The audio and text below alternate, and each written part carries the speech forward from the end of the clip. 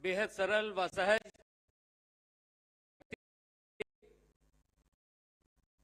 Visionary leader,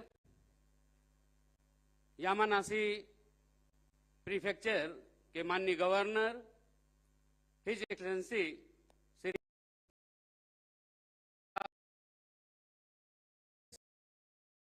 Shri जुनिची देरा जी का, श्री ठाकुर जयवीर सिंह जी का, माननीय मंत्री श्री राजभर जी का, माननीय राज्य मंत्री श्री जसवंत सैनी जी का, आईआईडीसी श्री दीपक कुमार जी, श्री अवनीश कुमार अवस्थी जी, मुख्य कार्यपालक अधिकारी राज्य परिवर्तन आयोग उत्तर प्रदेश श्री मनोज कुमार जी, एसीएस इंडस्ट्रीज श्री आलोक कुमार जी और जापान से आए हुए विभिन्न उद्योग समूह के सम्मानित प्रतिनिधिगण, प्रशासनिक अधिकारियों, पत्रकार बंधुओं, मैं आप सभी का अपनी ओर से, अपनी सरकार की ओर से और सरकार के मुखिया योगी आदित्यनाथ जी की ओर से हार्दिक स्वागत और अभिनंदन करता हूं। आज का यह अवसर भारत और जापान की साझेदारी की दृष्टि से बेहद महत्वपूर्ण है। हम मिलकर आपसी व्यापार और निवेश की यात्रा का एक नया अध्याय लिख रहे हैं। इस नए अध्याय की पृष्ठभूमि में एक दीर्घकालीन साझा सांस्कृतिक विरासत पर आधारित है। देश के यशस्वी प्रधानमंत्री परम आदरणीय श्री नरेंद्र मोदी जी के मार्गदर्शन एवं उत्तर प्रदेश के कर्मयोगी मुख्यमंत्री श्री योगी आदित्यनाथ जी के नेतृत्व में इस विरासत को एक नई मजबूती और समृद्धि मिल रही है। माननीय मुख्यमंत्री जी के नेतृत्व में जापान भ्रमण के दौरान आपसी साझेदारी, समझ और विश्वास की नींव पड़ी थी। अब जापान के सम्मानित डेलीगेशन के उत्तर प्रदेश आगमन से द्विपक्षीय सहयोग एवं एक ठोस लक्ष्य केंद्रित और सकारात्मक दिशा मिली है। जापान अपनी आधुनिक तकनीकी, परिश्रम और अनुशासन के लिए पूरी दुनिया में जाना जाता है। वहीं उत्तर प्रदेश अपनी बड़ी युवा आबादी, व्यापक बड़ा उपभोक्ता बाजार और विश्व स्तरीय अवस्थापना और सुविधाओं के कारण निवेश का एक महत्वपूर्ण गंतव्य बनकर के उभरा है।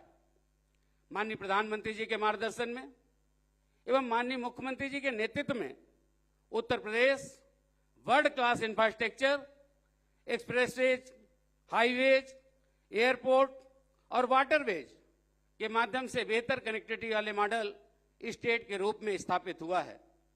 आज उत्तर प्रदेश में 4 लाख किलोमीटर से अधिक सड़क का नेटवर्क है। आज उत्तर प्रदेश में 7 एक्सप्रेसवे संचालित हैं और 8 नए एक्सप्रेसवे पर हम काम कर रहे हैं। देश में कुल एक्सप्रेसवे का 60% से अधिक अकेले उत्तर प्रदेश में है और आज उत्तर प्रदेश की पहचान एक्सप्रेसवे प्रदेश के रूप में होती है, जो बढ़कर आगे 70-75% क्रॉस करने वाला है। आज उत्तर प्रदेश 19 डोमेस्टिक और 5 इंटरनेशनल एयरपोर्ट वाला देश का पहला राज्य होने का गौरव प्राप्त कर रहा है। हम लैंडलॉक स्टेट कहे जाते थे। आदरणीय प्रधानमंत्री जी की कर्म भूमि, जहां से वो माननीय प्रधानमंत्री जी सांसद हैं, वाराणसी से लेकर हल्दिया तक हम वाटरवेज भी बनाकर उसको संचालित करने में हमने सफलता पाई है। उत्तर प्रदेश में लगभग 16,000 किलोमीटर रेल का नेटवर्क है। ऐसे समय में जापान के साथ औद्योगिक सहयोग हमारे लिए स्वर्णिम उपलब्धियों को साकार करने का अवसर है। जापान की तकनीकी और उत्तर प्रदेश की युवा शक्ति का एक साथ आना औद्योगिक विकास के ऐतिहासिक दौर की शुरुआत है। ऑटोमोबाइल सेक्टर, इलेक्ट्रॉनिक्स, सेमीकंडक्टर, रक्षा उत्पादन, मेडिकल तकनीकी, रोबोटिक्स, आर्टिफिशियल इंटेलिजेंस और ग्रीन एनर्जी जैसे क्षेत्रों में साथ मिलकर आगे बढ़ने की अपार संभावनाएं मौजूद हैं। उत्तर प्रदेश यामानासी पार्टनरशिप इस दृष्टिकोण से एक उत्कृष्ट उदाहरण है। संस्थागत समझ के रूप में शुरू हुई यह partnership green hydrogen, research, skills और टेक्नोलॉजी जैसे क्षेत्रों में ठोस सहयोग की दिशा में निरंतर आगे बढ़ रही है। विशेष रूप से छोटे और मध्यम उद्योगों की प्रगति में दोनों के बीच सहयोग बेहद प्रभावी है। इस साझेदारी का सबसे बड़ा लाभार्थी युवा वर्ग है। औद्योगिक साझेदारी बढ़ने के साथ ही रोजगार के सृजन के माध्यम से प्रदेश के युवाओं की प्रतिभा को उचित सम्मान मिलेगा। जापान की अनुशासित कार्यशैली और प्रतिबद्धता हमें बहुत कुछ सिखाती है। समय की पाबंदी, गुणवत्ता, हर दिन अपने काम को थोड़ा और बेहतर करने की सोच जापान की बड़ी ताकत है, जो अब उत्तर प्रदेश में भी आगे बढ़ रही है माननीय मुख्यमंत्री जी के नेतृत्व में। निश्चित रूप से आने वाले समय में उत्तर प्रदेश यामानासी पार्टनरशिप के माध्यम से कर्मठता और तकनीकी के कौशल मिलकर सफलता की एक नई कहानी लिखने जा रहे हैं। मेरा विश्वास है जापान और उत्तर प्रदेश के रिश्ते केवल निवेश के आंकड़ों तक सीमित नहीं रहेंगे।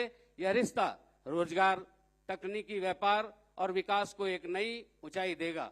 माननीय मुख्यमंत्री जी के एवं हिज एक्सीलेंसी माननीय गवर्नर महोदय के एफर्ट्स और अंडरस्टैंडिंग ने इस पूरी प्रक्रिया को तीव्र और परिणामकारी बनाया है। भारत और जापान की मित्रता केवल दो देशों की दोस्ती नहीं, यह विकास और विश्वास का साझा प्रयास है के द्वारा की गारंटी है। एक बार फिर से जापान से आए हुए सभी की धरती पर हार्दिक स्वागत करता हूं। धन्यवाद। जय हिंद, जय भारत। बहुत बहुत धन्यवाद माननीय। Now we are presenting a short film on the growing and progressive partnership between Japan and Uttar Pradesh. Have a look. Under the visionary leadership of Honorable Prime Minister Shri Narendra Modi, India is advancing with confidence towards the vision of Viksit Bharat 2047. At the heart of this transformation stands Uttar Pradesh. Under the decisive leadership of Honorable Chief Minister Yogi Adityanath, Uttar Pradesh has undergone a remarkable transformation. As India advances towards Viksit Bharat 2047, Uttar Pradesh has set a bold ambition to become a $1 trillion economy by 2030 and $6 trillion by 2047. Home to more than 250 million people, Uttar Pradesh offers access to one of India's largest consumer markets. Uttar Pradesh has systematically transformed its business environment through proactive investor facilitation. Recognized as a top achiever in ease of doing business, the state is strengthening its ecosystem through Nivesh Mitra portal. Additionally, more than 115 Udyami Mitras, dedicated sector and country desks provide investors with end-to-end facilitation. Uttar Pradesh has India's largest expressway network, an expanding network of airports, nearly 16,000 kilometers of railways, connectivity through eastern and western dedicated freight corridors, and National Waterway 1 linking Varanasi with Haldia. With more than 75 acres of industrial sector-ready plug-and-play facilities and rapidly expanding logistics, the state is creating connected markets and global supply chain. Complementing this comprehensive sectoral policy ecosystems, the state's FDI-FCI policy, Industrial Investment and Employment Promotion Policy, and GCC policy are complemented by more than 36 sector-specific policies designed to support investment across sunrise sectors. From capital and land-related support to fiscal incentives, these policies are structured to improve long-term business growth.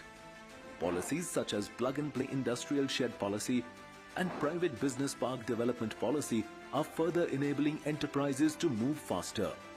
The policy framework spans automobiles and electric mobility, electronics and semiconductors, artificial intelligence, IT and ITES, global capability centers, data centers, green hydrogen, tourism, food processing, and other high-growth sectors. But infrastructure and policy alone do not build industries. Talent also does. With more than 8,000 higher education institutions and over 2 lakh STEM graduates every year, Uttar Pradesh is building a future-ready workforce. The Skill Connect cell further bridges industry requirements with skilled human capital. Uttar Pradesh is already home to more than 200 global capability centers, over 400 STPI registered IT and ITES units. Across this vast economic landscape, specialized industrial ecosystems are taking shape. From pharma and medical device parks to PM Mitra textile infrastructure, food parks, ESDM clusters and data center ecosystems. And for Japan, Uttar Pradesh represents a partnership whose momentum is entering a new phase. Japan and Uttar Pradesh today are connected by a shared commitment to sustainable growth. Japanese business leaders under the leadership of Sri Kotaro Nagasaki, Honorable Governor of Yamanashi Prefecture, marked an important milestone in this growing engagement. The proposed 500-acre Japan city in the Yida region, strategically located near Noida International Airport, is envisioned as a dedicated ecosystem where Japanese enterprises can invest, innovate and expand. Uttar Pradesh is opening new pathways for partnerships across emerging industries. This meet is a continuation of trust and another step towards building the future. The opportunity is here, the ecosystem is ready, and the future is being built. Uttar Pradesh welcomes Japan to explore a new horizon of opportunities to invest, innovate and grow together with India's emerging economic powerhouse, Uttar Pradesh, where ambition meets opportunity, partnerships become progress, and the future of investment takes shape.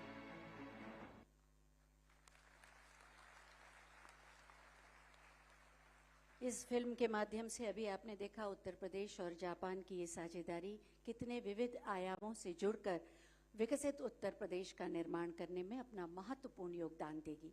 और अब समय है MOUs को exchange करने का। इस क्रम में मैं सबसे पहले जो MOU एक्सचेंज होगा, आदान प्रदान होगा, वो इन्वेस्ट यूपी और टेक्निकल ट्रेनिंग सेंटर जापान के साथ किया जाएगा। I invite mister Shuchiki Kamada-san, Director, Japan Technical Training Center, to please come on the stage. और यूपी की ओर से industrial development commissioner Shri Deepak Kumar ji भाग लेंगे। Please come this side.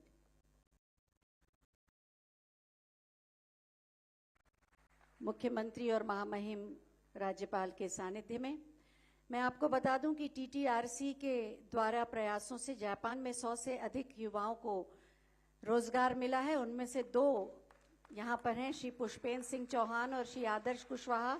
उनसे भी अनुरोध है कि वो मंच पर आएं। माननीय मुख्य sir, please be on the stage.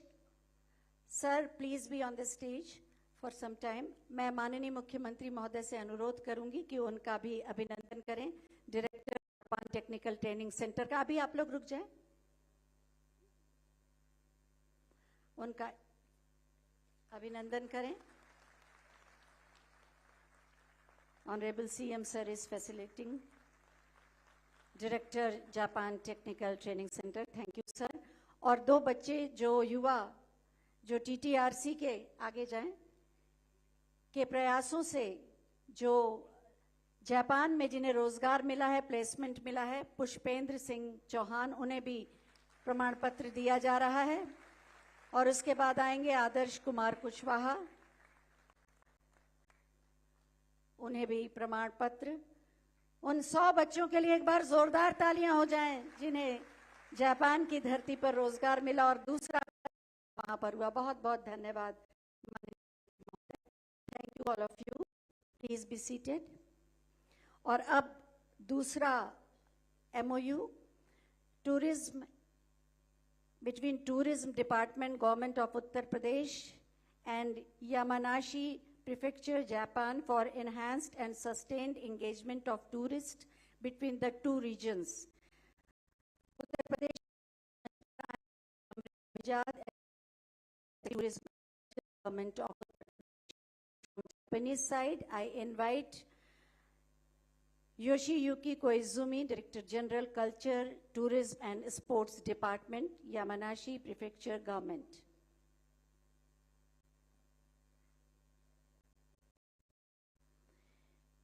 Mr. Yoshiyuki Koizumi.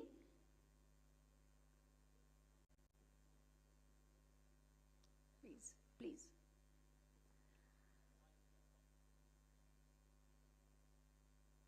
This MOU for enhanced and sustained engagement of tourists between the two regions.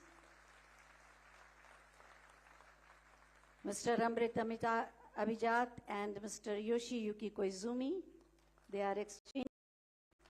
Thank you. और अब अगला MOU exchange होगा. MOU exchange between the Labor and Employment Department, Government of Uttar Pradesh and Yamanashi Prefecture, Japan, for a consistent supply of Japanese language proficient workplace. Uttar Pradesh से आएंगे doctor Shanmuga Sundaram MK, Principal Secretary, Labor and Employment Department, Government of Uttar Pradesh, and from Japanese side, Mr. Katsuya Hada, Director General, Innovation Promotion Bureau, Yamanashi Prefecture, Government.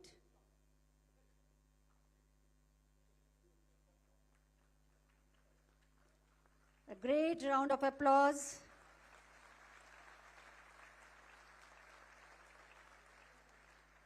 बहुत बहुत धन्यवाद.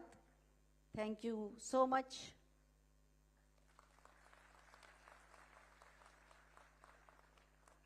Kindly be seated.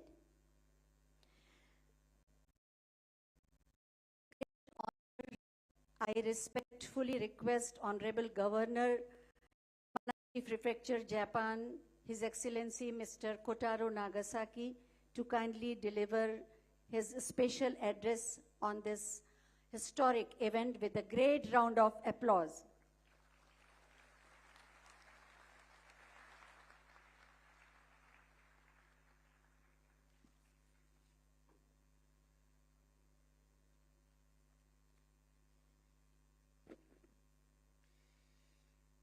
山梨県知事の長崎幸太郎です。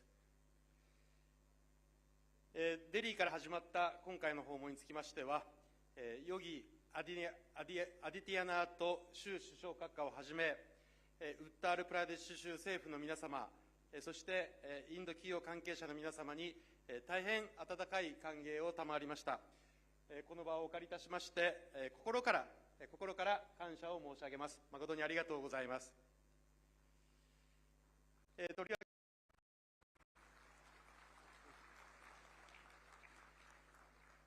とりわけ初日デリーのキックオフセレモニーにはヨギ首相閣下にご自身にもお越しを賜りました。ウッタールプラディッシュがこの連携をどれほど本気で受け止めてくださっているかを初日にして私たちは知ることとなりました。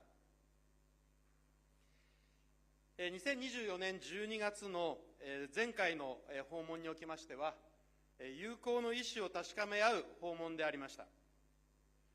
しかしながら、今回は異なります。初日のデリーで私はこのように申し上げました。今回の訪問は、友好を確かめ合うことだけが目的ではありません。インドの成長と山梨の技術、そして人材を結びつけ、が実際の利益を得る、その具体的な回路を作るために参りましたと。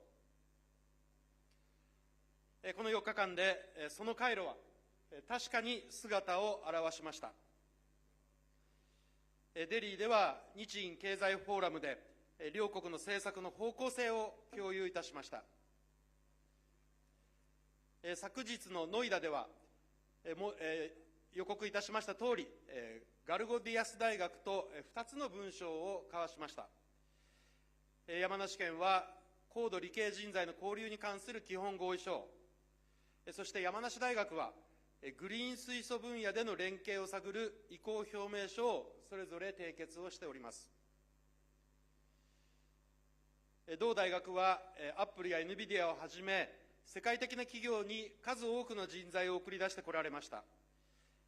大学関係者の皆様と言葉を交わし、日本で働くことを志す熱意に、訪問団の誰もが大変強い刺激を受けました。加えまして、こちらの大学からは、看護、そして介護分野の人材交流につきましても、強いご関心をお示しいただきました。山梨県が最も必要としている分野の一つであります。本日ここラクナウでは、人材、観光、水素をはじめ、分野ごとに膝を突き合わせた議論を行いました。人口2億4000万人を要するこの州の豊富な人材、旺盛な需要、力強い成長力、日本企業への関心と期待の大きさを改めて実感をしたと。一方、山梨県にはトップクラスの実績を有するグリーン水素の実装フィールドがございます。再生可能エネルギーから水素を作り、実際に企業の生産現場でお使いをいただく。この作る、届ける、使うを一つの地域で回していることが山梨県の強みであります。そしてその中心にあるのが、県と民間企業が2022年に共同で設立をいたしました山梨ハイドロジェンカンパニーであります。パワートゥーガスシステムは一つの技術で成り立つものではありません。多くの企業の技術を組み合わせ、全体を一つに動かす統合制御が必要となります。山梨ハイドロジェンカンパニーは、建設と運用の現場で不具合を一つ一つ乗り越えながら、その知見を積み上げてまいりました。この知見は、設備を動かすためだけのものではありません。人を育てるための生きた教材であります。デリーでも申し上げましたとおり、私が重視しておりますのは、技術開発そのものではなく、社会実装であります。技術は社会の中で使われ、産業として成立して初めて価値を生みます。グリーン水素は石油や天然ガスに頼らず、エネルギーを自らの地域で作り、自らの地域で使うことを可能といたします。工場の熱源に、バスやトラックの燃料に、あるいは肥料の製造に、用途はこれからますます広がってまいります。今回締結いたしました協力文書に基づきまして、ウッタールプラデシュ州におけるグリーン水素の生産と利用の拡大に貢献し、合わせてこの P2G システムのパイロットプロジェクトを具体化していきたいと思います。目指すのは実証実験ではありません。将来の事業化を見据えたモデルをこのウッタールプラディッシュに築き上げたいと思います。そして設計、運転、保守、改善を担える人材の育成にも取り組んでまいります。ウッタールプラディッシュ州内の大学で学び、山梨県の現場で実習をする。この仕組みをウッタールプラディッシュ州政府とともに構築してまいりたいと思います。ガルゴディアス大学の意向表明書は、まさにその先行的な取り組みとなります。同大学からは、共同研究につきましても、10月の水素サミットについて強いご関心をお示しいただきました。また、これもまたデリーでのフォーラムで予告をいたしましたとおり、本年10月に山梨県におきまして、国際水素サミットを開催いたします。ウッタールプラデシュ州の皆様のご参加を心からお待ち申し上げております。観光面におきましては、山梨県には富士山があり、そしてウッタールプラデシュ州にはガンジス川やタージマハル、その他多くの遺産がございます。本日は相互の送客に向けて協力していくことを確認し合いました。加えまして、観光事業者の相互派遣、教育旅行、若者の交流、映像作品の共同制作にも取り組んでまいります。山梨県及び日本国の技術力、ウッタルプラデシュ州の成長力が結びつくことで、新たな価値が創造されるものと確信をしております。本日、締結をいたしました合計6つの協力文書は、これまでの対話の結実であり、協力を新たな段階へ進める節目となります。先ほど来申し上げましたように、グリーン水素につきましては、州とともにパイロット事業に向けた具体的なステップを踏み出すこととなります。そして人材交流と観光交流につきましても、実際の往来を始めるための基礎が整いました。双方に分野ごとの実務の担当を定め、定期的に密度の高い情報交換を行う仕組みを構築いたします。いよいよ私たちの協力が実務レベルで動き出すこととなります。とりわけ人材交流について申し上げます。フォーラムでも申し上げましたが、私どもが求めているのは労働力ではありません。日本とそしてインドの産業を20年、30年支えていく人材であります。山梨県で学び、働いた経験は、必ずやご本人の、そしてウッタルプラデシュ州にも大いに役立っていくものと確信をしております。山梨県では、介護、製造業、IT 分野で、インドからの皆様の人材に対する期待が高まっております。現場を担う人材と、昨日合意いたしました高度理系人材とその両方であります。合同就職面接会、大学間交流、インターンシップ、支援などを州とともにご相談をしていきたいと思います。受け入れる側の環境整備につきましては、山梨県が責任を持って取り組みを進めます。私が山梨県政において一貫して目指しておりますのは、頑張れば報われる社会であります。これは日本人だけの話ではありません。国籍を問わず、山梨において挑戦する人がその努力にふさわしい未来をつかむことができるようにしたい。それが私の考える山梨県であります。本年7月の日印首脳共同声明におきまして、山梨県とウッタールプラディッシュとの連携が地方間連携の具体的な事例として明記されましたことは、私どもにとりましても大変大きな励みとなっております。両国の両地域の関係を1対1の線にとどめるつもりはございません。山梨県が主導し、愛知県、静岡県、長野県をはじめとする各県とともに、日印友好交流促進知事ネットワークを設立いたしました。これは共同声明におきましても歓迎されており、設立時の8県は現在12県へと広がっております。山梨県はウッタールプラディッシュの日本国内における窓口となってまいります。県内にとどまらず、日本全体に対して私たちはウッタールプラディッシュのために汗をかく用意がございます。この会場の企業の皆様に日本からの企業の皆様に申し上げたいと思います。今回の訪問団は200名を超え、応じていただき、日本を代表する有力な方をいただいております。初日、私は皆様に名刺を交換するだけで終わらせないでいただきと申し上げました。この数日間で始まった対話を具体的な協力とビジネスへ共に育ててまいりましょう。山梨県は皆様のお取り組みの一つ一つをしっかりと後押しをしてまいります。その後押しの第一歩を申し上げます。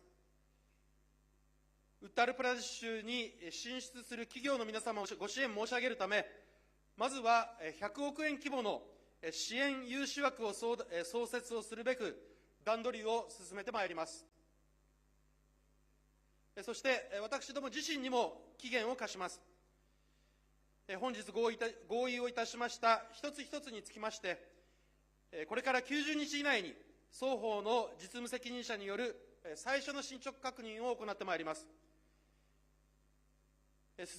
進んでいないものは次に何をいつまでに行うのかをその場で決めてまいります。A trusted partner for generations。世代を超えて信頼し合うパートナーであり続けましょう。本日、与儀首相に大変おもてなしを賜りました山梨県からの高校生13名は、必ずやその担い手の先頭に立つことと確信をする次第であります。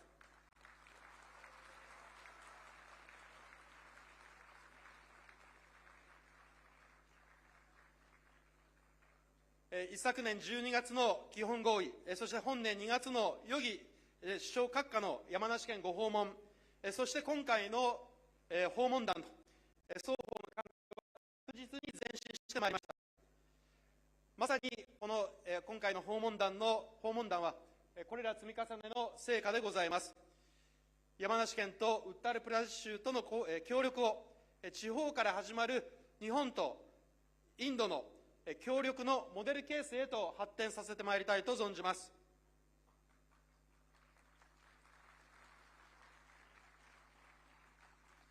結びとなりますが、今回の訪問でいただきましたご厚情と、ここで結ばれた数多くのご縁、友情に改めて深く感謝を申し上げます。この後、与儀首相閣下からお話を賜れることを楽しみにしつつ、私の挨拶に変えさせていただきます。誠にありがとうございました。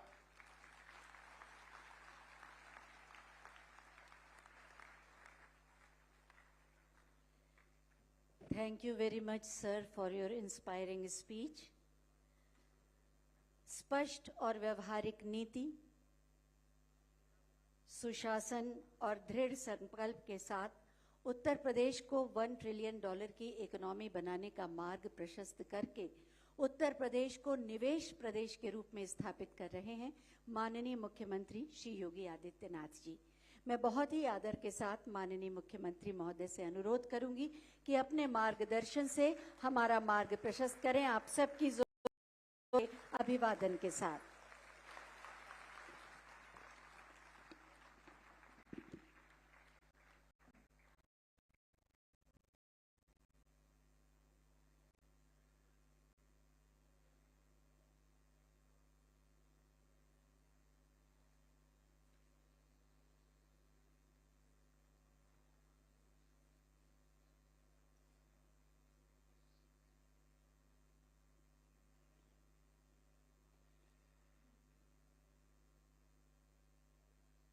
His Excellency Honorable Governor Yamanasi Prefecture, Kataro, Nagasaki, Honorable Vice Governor, Yamanasi Prefecture, Mr. Junichi Isidera, Uttar Pradesh सरकार में मंत्रिमंडल के मेरे सहयोगी औद्योगिक विकास के मंत्री श्री नंद गोपाल गुप्ता नंदी जी, पर्यटन एवं संस्कृति मंत्री श्री जयबीर सिंह जी, श्रम और सेवायोजन मंत्री श्री अनिल राजभर जी, औद्योगिक विकास के राज्य मंत्री श्री जसवंत सिंह सैनी जी, प्रदेश के अवस्थापना और औद्योगिक विकास के आयुक्त श्री दीपक कुमार जी, मुख्य कार्यपालक अधिकारी UP transformation commission Shri Manoj Kumar Singh ji, advisor UP government Shri Awanish Awasthi ji, additional chief secretary industry Shri Alok Kumar जी,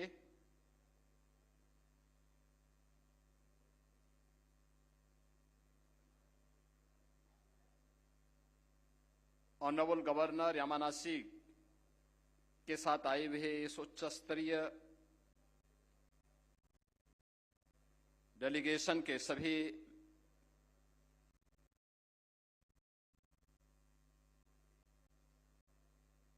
industry leaders, industry CEOs, Uttar Pradesh के हमारे सभी निवेशकगण, उद्यमीगण,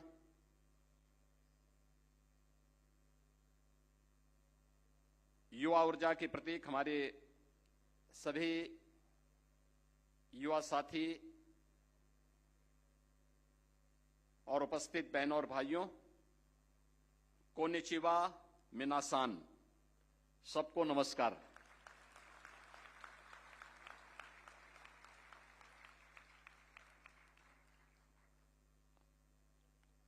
मित्रों, अभी कुछ दिन पूर्व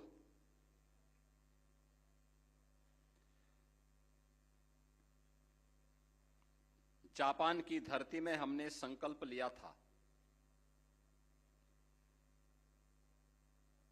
आज लखनऊ की धरती पर उसे हम एक साकार रूप लेते हुए देख रहे हैं।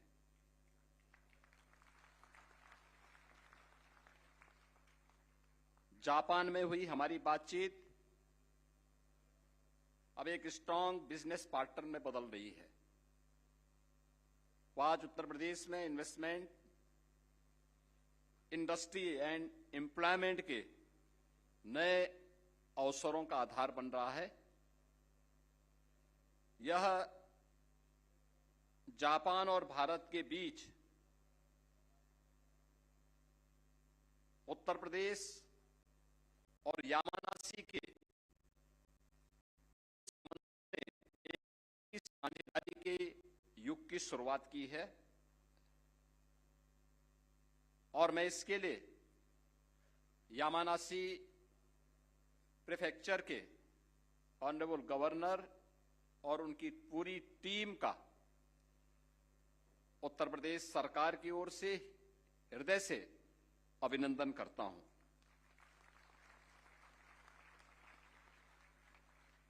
मित्रों, जापान ने दुनिया को दिखाया है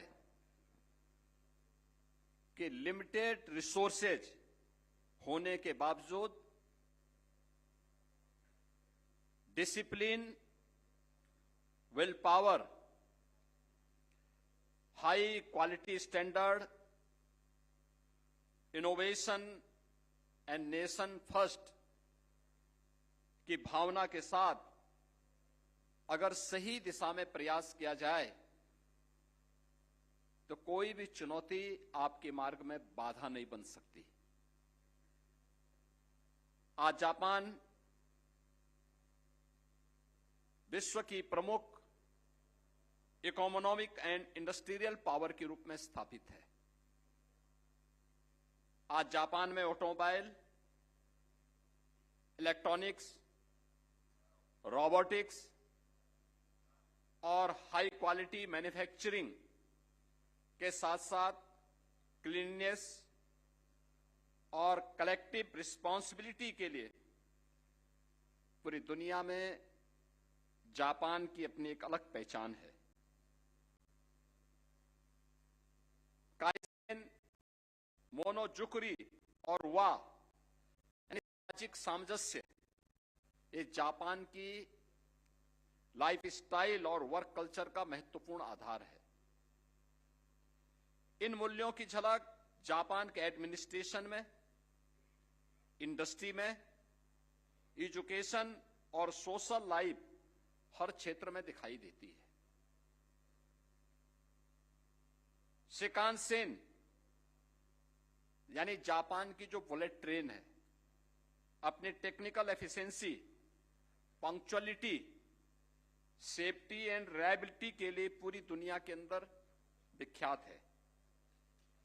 यह ट्रेन जापान की सोच का प्रतीक है कि जहां टेक्नोलॉजी के साथ प्रिसीजन, स्पीड के साथ सेफ्टी और डेवलपमेंट के साथ रिलायबिलिटी को समान महत्व दिया जाता है, उत्तर प्रदेश भी आज अपने expressway, airports, high speed connectivity और मॉडर्न ट्रांसपोर्ट इंफ्रास्ट्रक्चर के माध्यम से इस सोच को आदरणीय प्रधानमंत्री श्री नरेंद्र मोदी जी के मार्गदर्शन में आगे बढ़ा रहा है।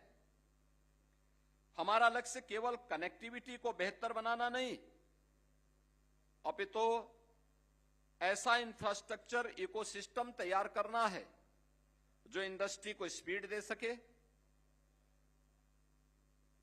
आम नागरिक को सेफ्टी दे सके और इन्वेस्टर्स को एक रिलायबिलिटी दे सके। जापान के पास इंडस्ट्रियल एक्सीलेंस की एक असाधारण विरासत है और उत्तर प्रदेश के पास अपने युवाओं की एक ऊर्जावान पीढ़ी है जो सीखने, सृजन करने और नेतृत्व करने के लिए पूरी तरह तैयार है। हमारा लक्ष्य है उत्तर प्रदेश के युवा प्रिसीजन एंड वर्ल्ड कल्चर सीखें जिसकी डिमांड टोक्यो से लेकर दुनिया के किसी भी एडवांस मैन्युफैक्चरिंग हब तक हो। लैंग्वेज उन्हें जापान से जोड़ेगी, टेक्निकल स्किल उन्हें इंडस्ट्री से जोड़ेगी और जापानी वर्क कल्चर उन्हें ग्लोबल स्टैंडर्ड से जोड़ेगा। आज ग्लोबल कंपनीज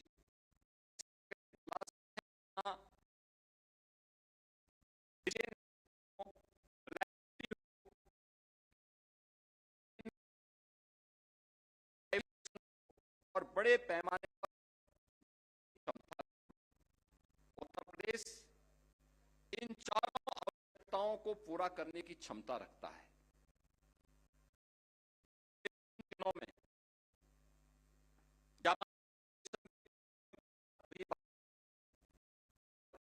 सिप को मजबूत करने, उत्तर प्रदेश की पॉलिसी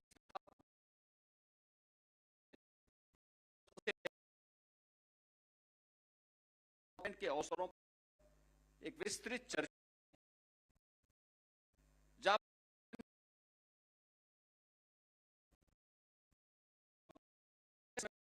की सराहना की है।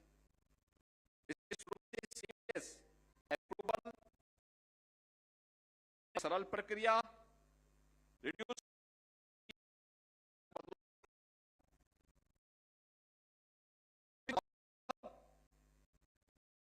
मैन्युफैक्चरिंग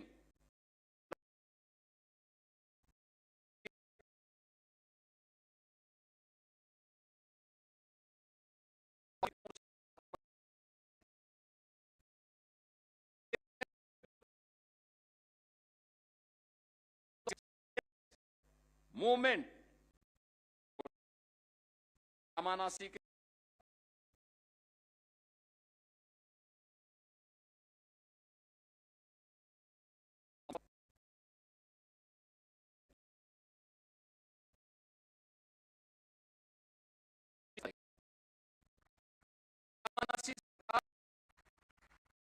उद्योगों और निवेशकों के लिए एक निरंतर समन्वय करेगा।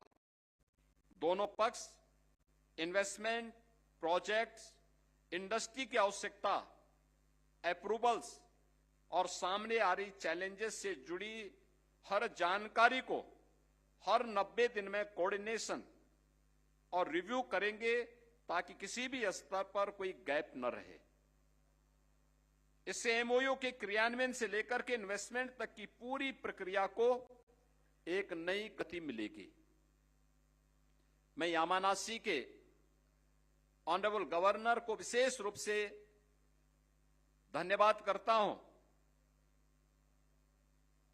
कि उन्होंने यामानासी एमएसएमई कंपनियों के उत्तर प्रदेश में निवेश के लिए 600 करोड़ रुपए का फंड घोषित किया है।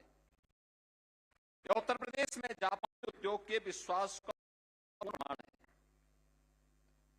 हम जेट्रो और जायका के साथ अपने सहयोग को और मजबूत करना चाहते हैं। हमारा प्रयास होगा कि इनके माध्यम से अधिक जापानी कंपनियां एमएसएमई और बिजनेस नेटवर्क्स को उत्तर प्रदेश में निवेश के अवसरों के साथ जोड़ा जाए। जापानी कंपनियों के लिए उत्तर प्रदेश में निवेश को आसान, तेज और सुविधाजनक बनाना। फरवरी 2026 की जापान यात्रा के दौरान जापानी CXOs, business associations and industries delegations के साथ हमने व्यापक चर्चा की थी। इन चर्चाओं के दौरान यह भी सहमति बनी कि उत्तर प्रदेश सरकार जापान के अन्य प्रीफेक्चर के साथ भी सहयोग को आगे बढ़ाएगी। हमारा प्रयास होगा कि यामानासी के साथ विकसित मॉडल को यामानासी के माध्यम से जापान के अन्य प्रीफेक्चर्स तक भी एक विस्तार दिया जाए और इसके लिए ऑनरेबल गवर्नर यामानासी ने अपने सहयोग की इच्छा जताई है। मैं हृदय से उनका आभार व्यक्त करता हूं।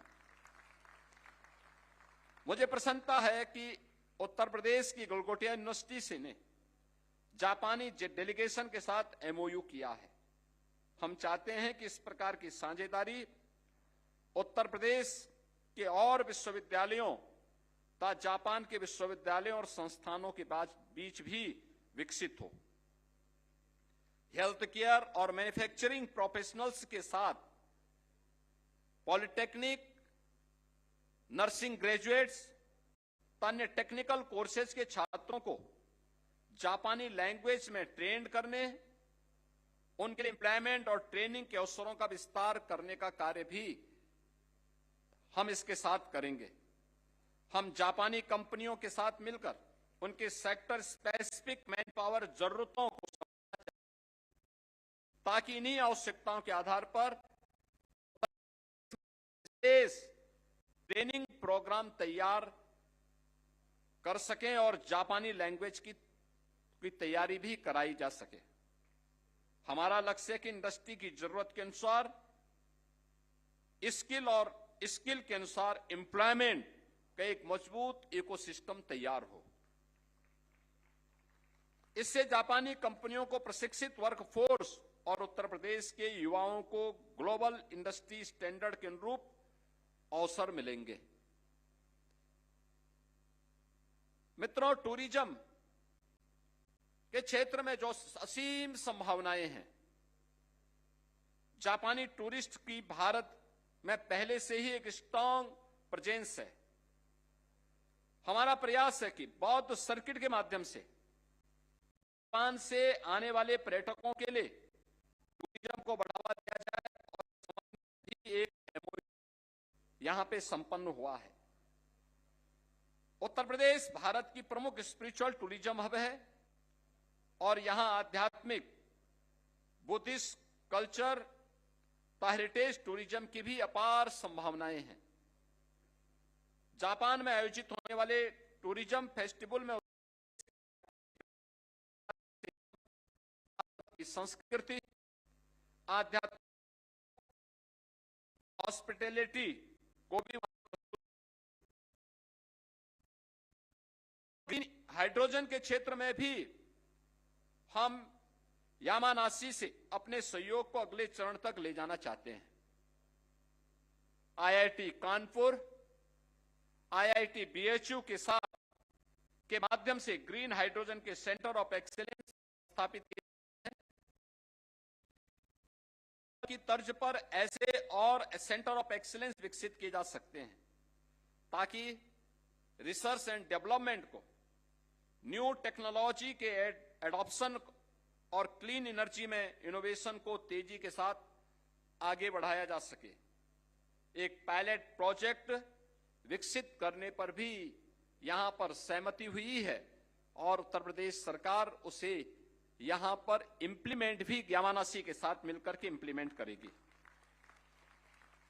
इसके लिए भारतीय कंपनी और जापानी कंपनी के बीच टेक्नोलॉजी एवं बिजनेस पार्टनरशिप विकसित की जाएगी और मैं मानता हूं कि यूपी के तमाम हमारे उद्यमी और इन्वेस्टर यहां पर उपस्थित हैं। जो इस टेक्नोलॉजी को वहां पर अपने अपनी इंडस्ट्री में भी लागू करने के लिए सहमत हो सकते हैं। आवश्यकता पड़ेगी उनके डेलीगेशन को भी हम यामानासी प्रीफेक्चर की यात्रा में भेजेंगे, वहां जाकर के वे भी इन कार्यों को वहां पर अनुभव करेंगे। साथ ही उद्योग जगत के साथ समन्वय कर एक उपयुक्त ऑफ टेकर की पहचान की जाएगी ताकि यह पायलट परियोजना आगे बड़े स्तर पर विस्तार योग्य एक कॉमर्शियल मॉडल भी बन सके। अक्टूबर 2026 में यामानासी में आयोजित होने वाले इंटरनेशनल हाइड्रोजन समिट में उत्तर प्रदेश अपना डेलीगेशन उसमें भाग लेने के लिए अवश्य भेजेगा। मित्रों, नोएडा और ग्रेटर नोएडा में ग्लोबल कैपेबिलिटी सिटी सेंटर की स्थापना के लिए एक मजबूत इकोसिस्टम तैयार हो रहा है। हम जापानी जीसीसी कंपनियों को यहां आने, इन्वेस्ट करने और अपना बिजनेस के लिए भी हमारा एक एमओयू भी यहां पे अभी साइन हुआ है। हमारा लक्ष्य केवल इन्वेस्टमेंट लाना नहीं है, हमारा लक्ष्य जापान के साथ एक long term trust based partnership बनाना है। हम चाहते हैं जापानी कंपनियां उत्तर प्रदेश में आए, यहां इन्वेस्टमेंट करें, यहां प्रोडक्शन करें और यहां से पूरे भारत तक ग्लोबल मार्केट तक पहुंचे।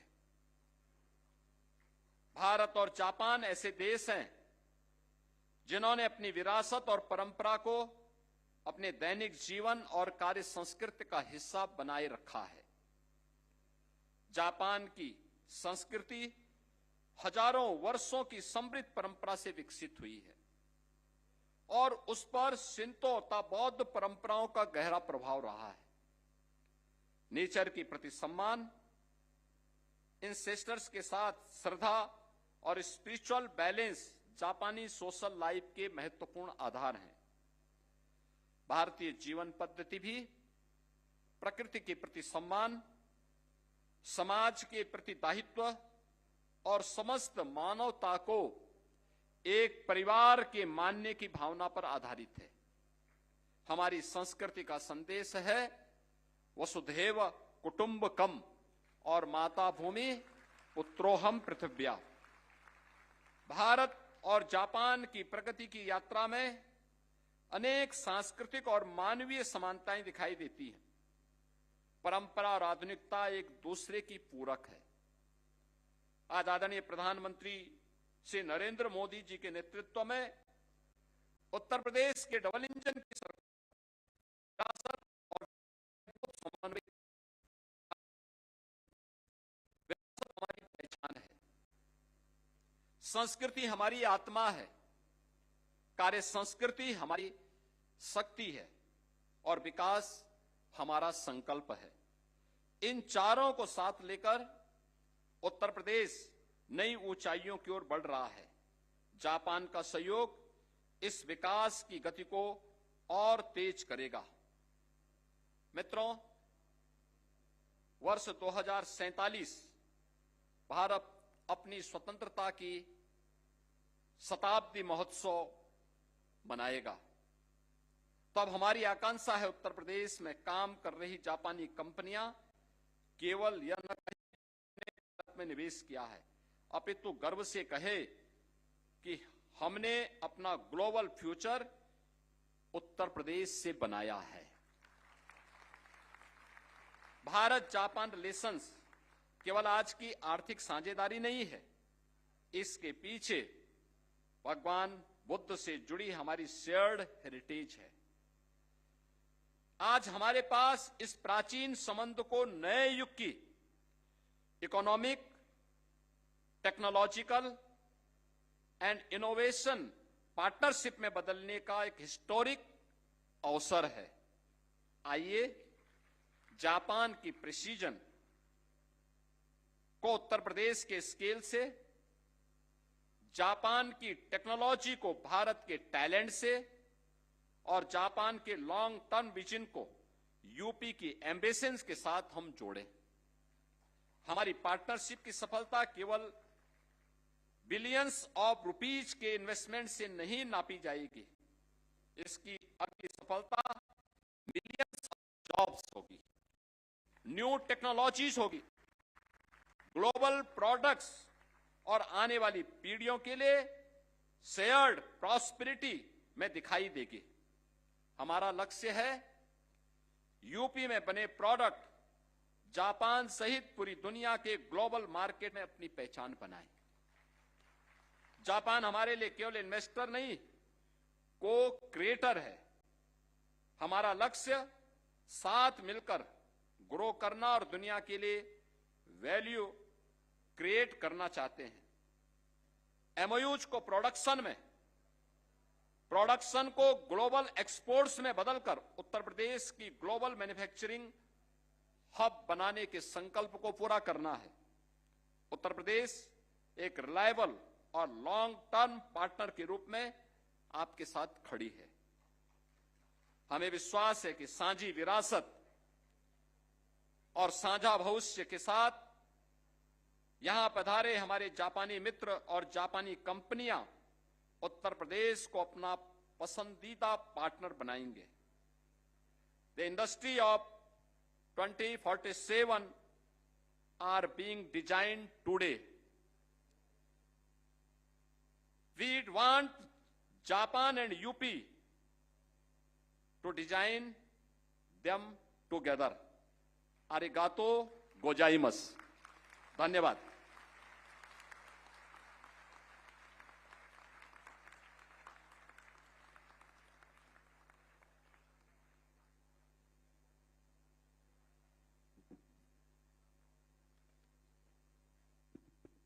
बहुत बहुत धन्यवाद माननीय, आपके प्रेरणादायी उद्बोधन और मार्गदर्शन की गई ये साझेदारी विकास और प्रगति का एक नया अध्याय लिखेगी, ऐसा हमारा विश्वास है। आप सभी का बहुत बहुत धन्यवाद और इसी के साथ ये सत्र अब संपन्न होता है। A big thank you to all of you for your gracious presence and